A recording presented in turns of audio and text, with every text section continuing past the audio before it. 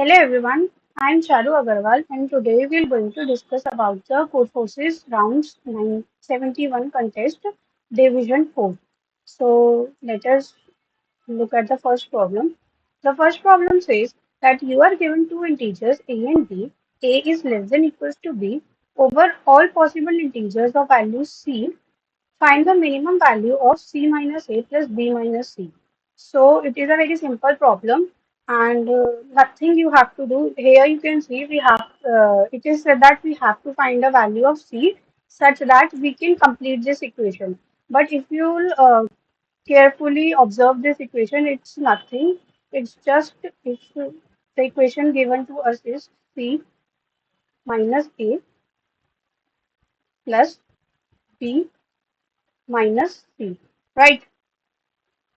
So in this equation, if you'll observe that if we cut out this value because one c is negative and one c is positive, so we'll be left with b minus a.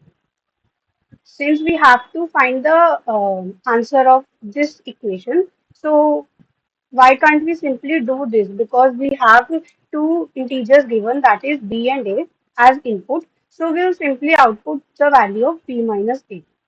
So if you look at the code of this problem, so it is this that firstly we have taken the input of test cases t, then it's a comma b. We have taken the inputs of a and b, and then as an answer we have simply returned as b minus a. So this was very easy. So now let us move to the second problem. The second problem says that you are playing your favorite rhyme game, Osumania. The layout of your new map consists of 10 rows and 4 columns. Because nodes at the bottom are clear, you will process the bottommost row first and the topmost row at last. Each row will contain exactly one node. Okay. And the node is represented as hash. Okay. So what we have to do is for each test case, output n integers on a line, the column that the ith node appears from all I from 1 to n.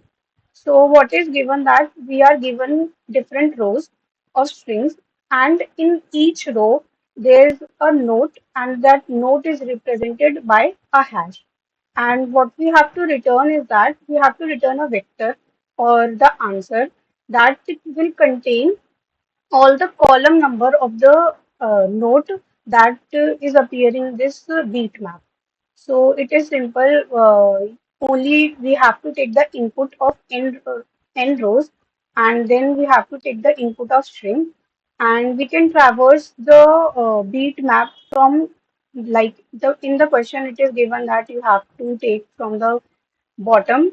So what we can do, we can traverse the beat map from the above row only, like we can traverse from here also, and we'll store it in some vector. And at the last, when we have to return our answer, what we can do, we can reverse this vector answer.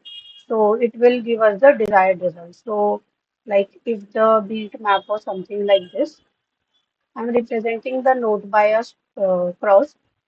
If it is something like this, and this, so we'll start traversing from here only. And as soon as we get our node, we'll store the column number. This will be our column number. We'll store the column number in our vector answer. So like this only will traverse from 1 to n if we are taking the input from 1. So it can be 1 also. So like this only, in this case it would be 3, then it would be 2, then it would be 3 again, like this. So at last, our answer would be the reverse of the original what we have obtained, 2, 3, and 1. Simple as that. So if we look at the code of this problem, so you will see, firstly we have taken the input t, then we have taken our vector answer as initially we have declared, then this is the solve function.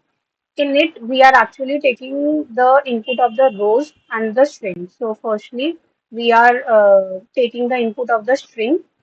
Then, since we know that there are only 4 columns, it is given that. So second loop will run from 0 to less than 4. And हम input के साथ साथ ही check कर रहे हैं कि string का जो हमारा कैरेक्टर है वो नोट है या नहीं। तो बार बार अलग से चेक क्यों करना, दोबारा से लूप लगाना पड़ेगा। इसलिए हम साथ साथ इनपुट के इसको चेक करते जा रहे हैं एंड उसकी वैल्यू हम वेक्टर में पुश करते जा रहे हैं, our answer vector. So we are here like it is incremented by 1 because our j loop is running from 0 to 4, not from 1 to less than equals to 4. So, since it is given that every row will contain only one node, so as soon as we are getting our node, so we are breaking the loop and we are going towards the next row, and then we are returning the answer vector. And here you can see we are printing our answer vector in a reverse order because it was given that we have to give our answer from the bottommost row.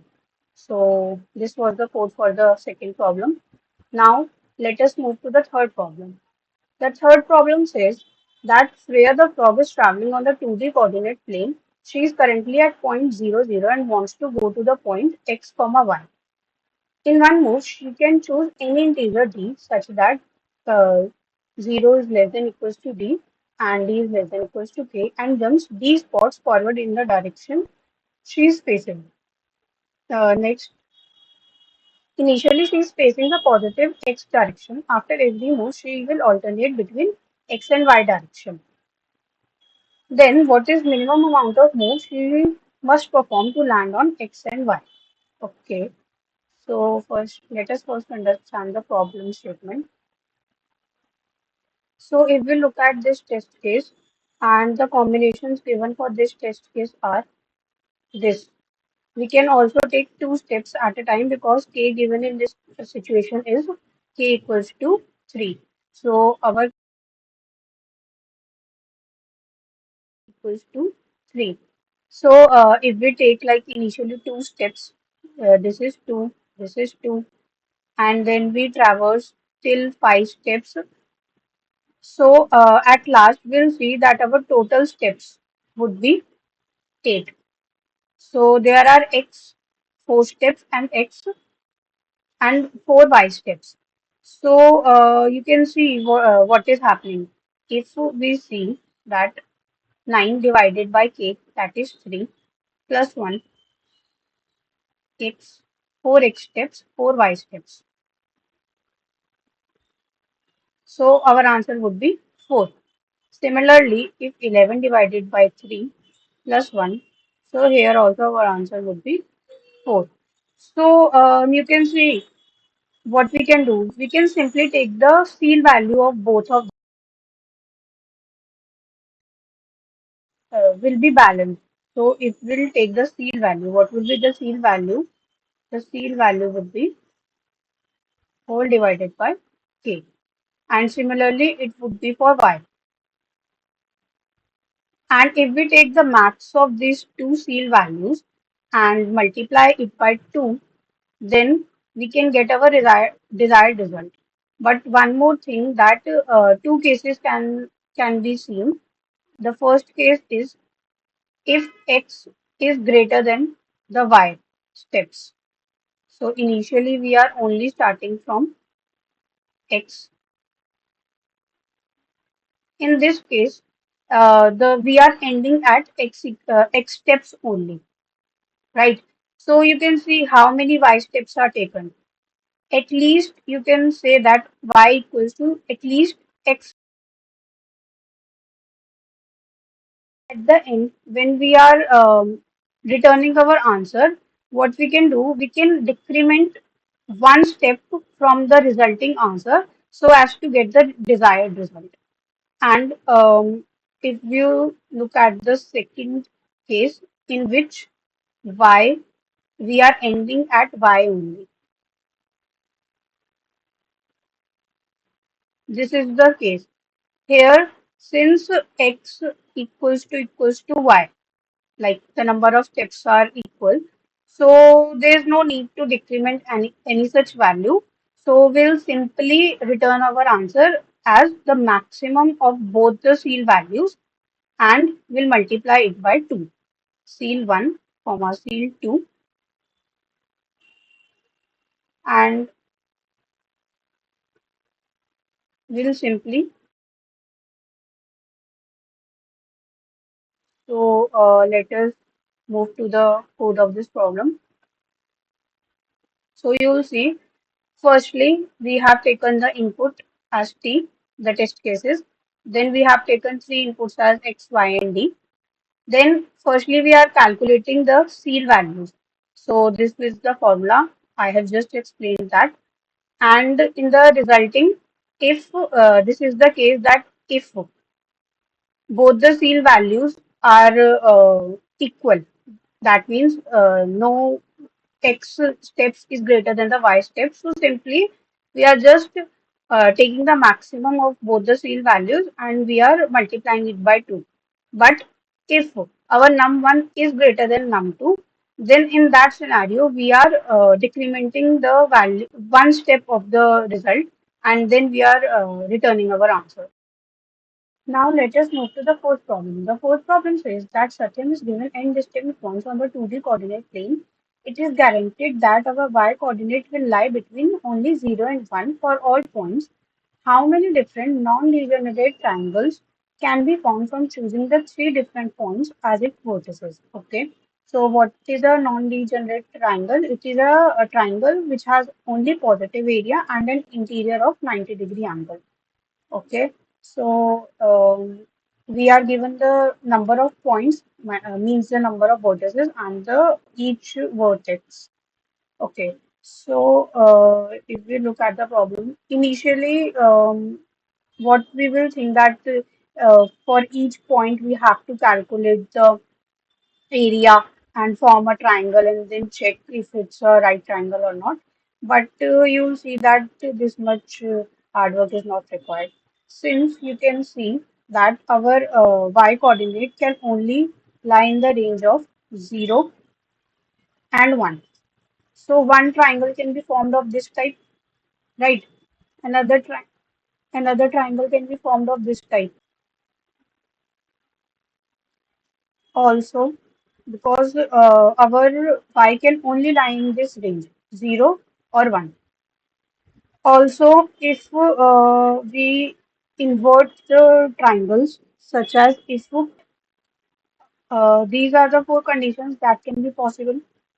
Apart from that, two possible conditions can also be made, and we'll just see at them. Firstly, we'll see how to calculate the number of triangles using these points. So here you can see this is 1, this is 0. Here also this is 1, this is 0. Similarly here 1 and 0. So here you can see if our y coordinate is lying only on the like this axis when the x is 0. So the two coordinates are already occupied. So the third coordinate will lie on the x-axis. Then only we can make a right angle triangle. Then only this angle would be 90 degree. And if if we don't take this point, if we don't take this point, and if we shift our points to something like this at this point, so again the triangle would be formed like this, and again this angle would be 90 degree. So what I mean to say that it doesn't matter that where your x point is lying, if your 2 points are lying on the y-axis, you can simply make a right angle triangle, right? So, and you can only make one triangle out of this, right? If it is lying, if the another point is lying over here, then it would be the second triangle. And similarly, if another point is lying over something here, then again it would be the third triangle.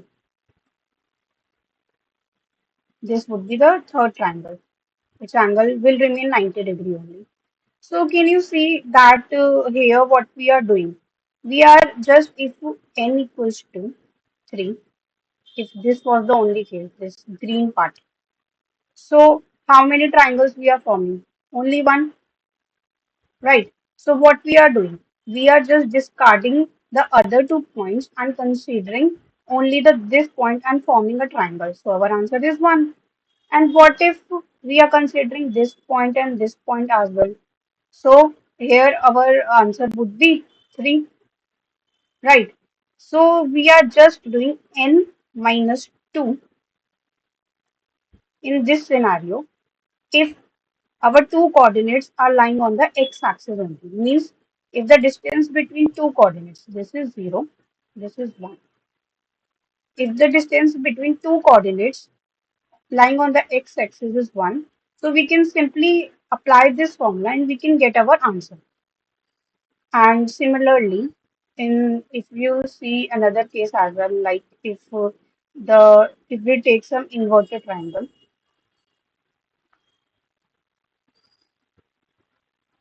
this is our 1 distance, and if we take this scenario as well, here this angle is 90 degree, right?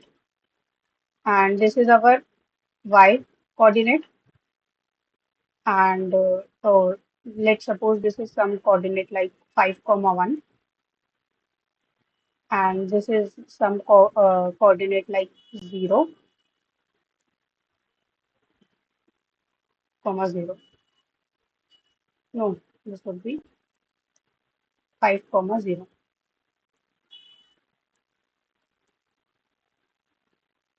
And here it's the coordinate like if we take it as 3 comma 1.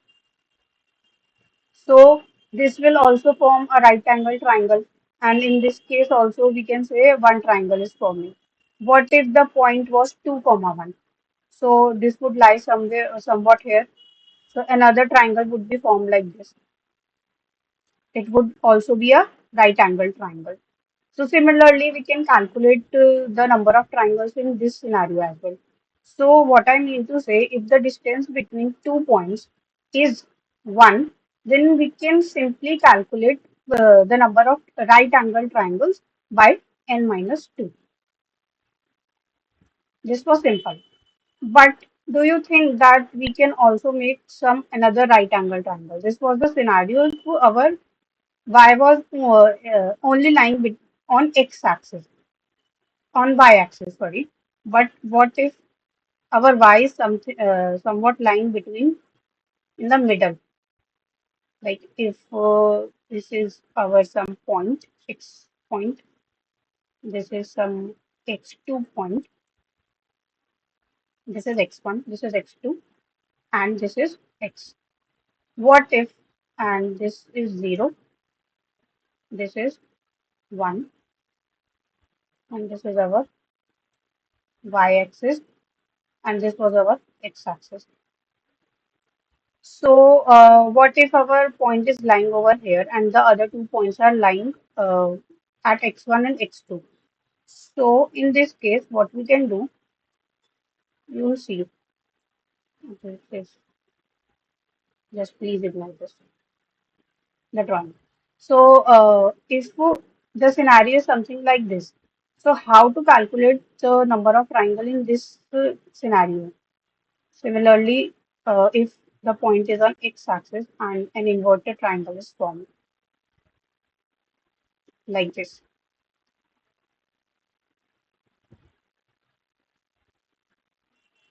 So here you can see the 90-degree angle would be made here, and in this case, the 90-degree angle would be made here. So you'll observe that if this is the scenario, then our other 2 points would be nothing but x minus 1 and x plus 1. This is the fact, and you will see some there is some test case as well. So if we look at the test case, here in this case, like if we see this triangle, the blue one, here our x is 2, x minus 1 is 1, and x plus 1 is 3. So we are forming a triangle.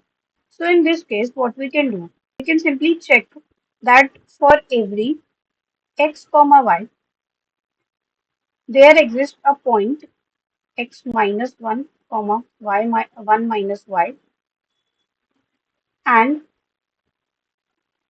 x plus 1 comma 1 minus y. This. If it exists, then yes, we can say that this is a right angle triangle and we'll count it in our answer. And if this condition does not hold, like if there are no points like this, so we cannot add the triangles in our answer.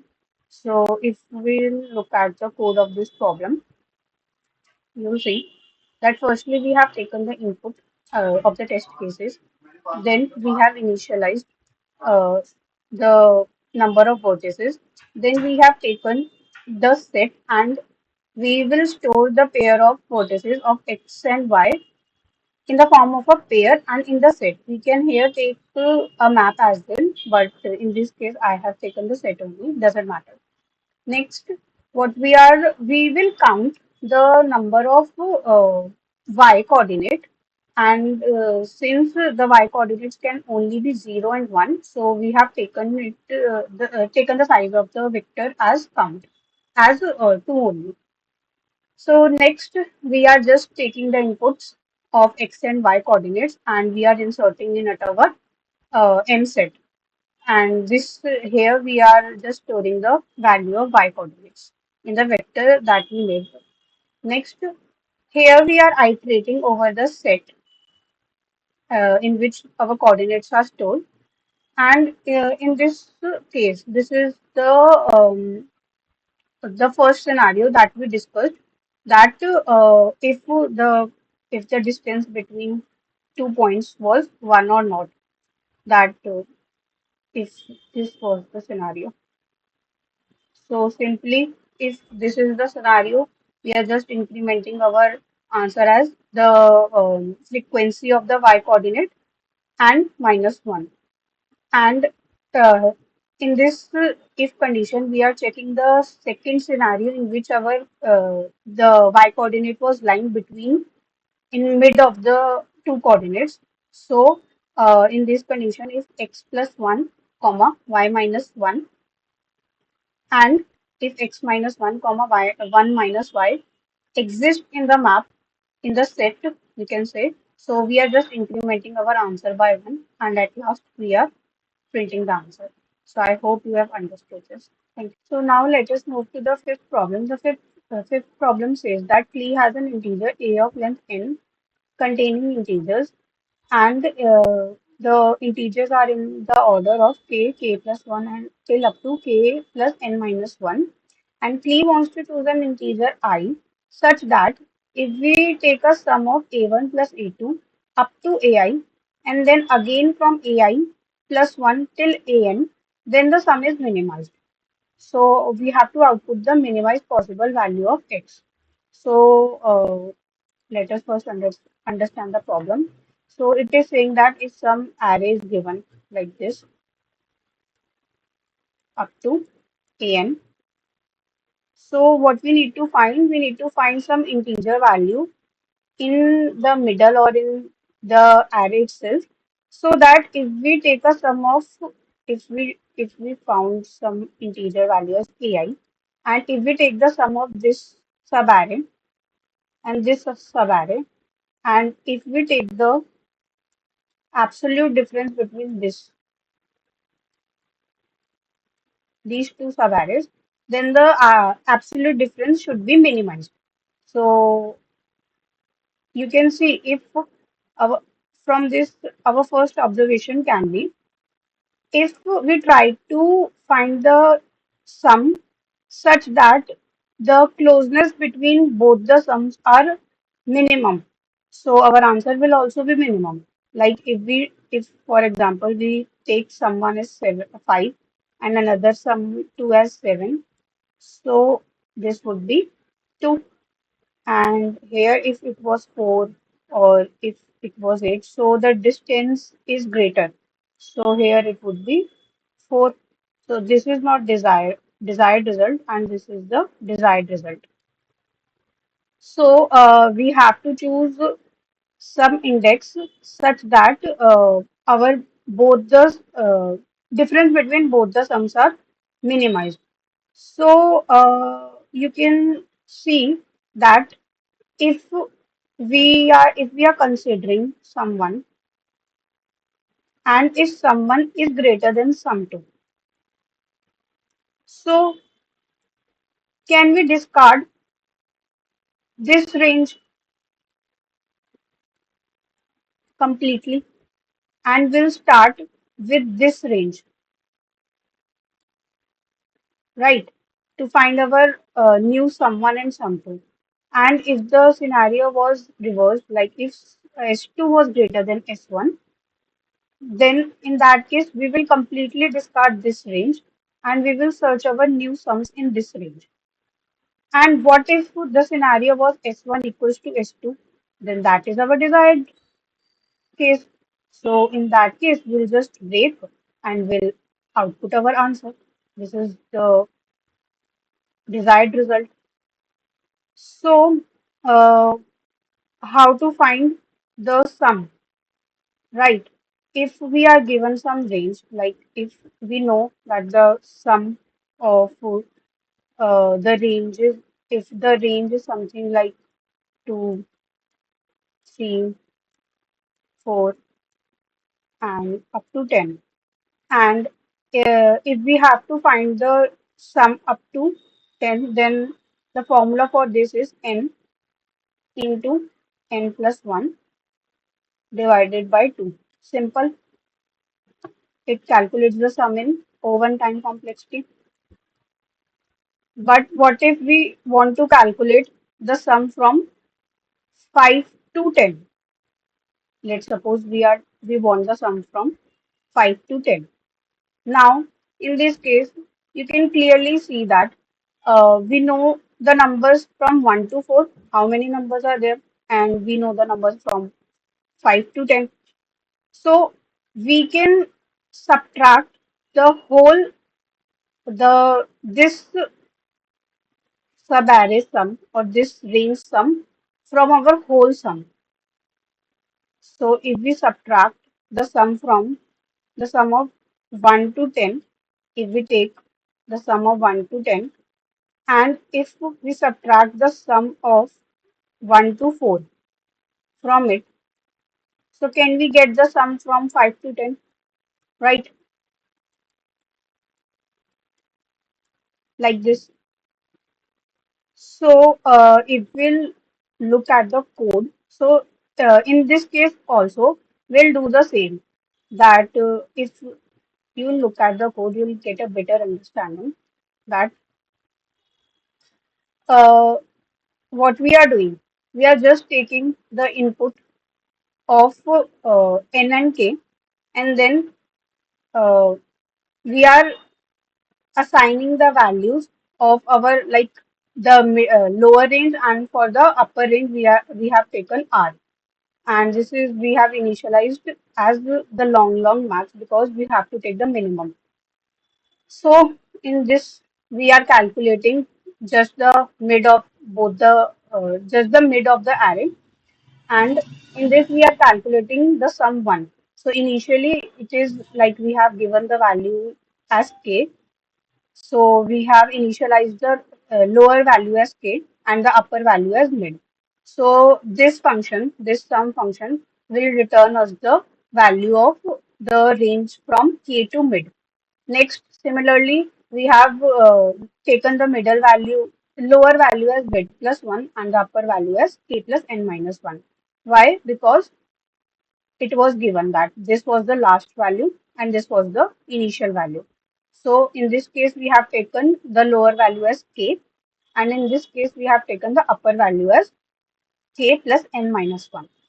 And here, at each iteration, means till we haven't got our sum equals to sum 2, here we are storing the value of the our sums that we have got. So it is we are taking the minimum of answer and the absolute value, the difference of absolute value of sum 1 and sum 2. And here we are checking if someone is greater than sum 2. So simply we are discarding the left side of the array. And if sorry, if someone is greater than sum 2, so we are discarding the right side of the array. And if someone is less than sum 2, then we are discarding the left side of the array. So at last, we are just printing our answer. Thank you so much for watching this.